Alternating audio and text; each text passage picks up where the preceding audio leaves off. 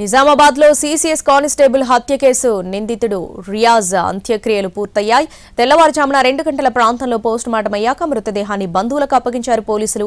ఈ నెల 17న వాహనాల దొంగతనం కేసులో రియాజ్ ను అదుపులోకి తీసుకుని స్టేషన్ కు తరలిస్తూ ఉండగా ఒక్కసారిగా తిరగబడ్డాడు. కానిస్టేబుల్ ప్రమోద్ పై కత్తితో దాడి చేసి పరారయ్యాడు.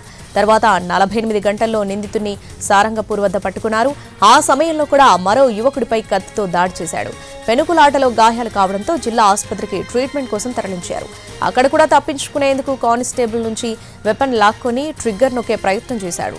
ఆత్మరక్షణ కోసం కాల్పులు జరపడంతో రియాజ్ చనిపోయాడు. రాత్రి పోస్టుమార్టం తర్వాత డెడ్ బాడీని తీసుకుని వెళ్లి తెల్లవారుజామునే అంత్యక్రియలు పూర్తి చేశారు బంధువులు.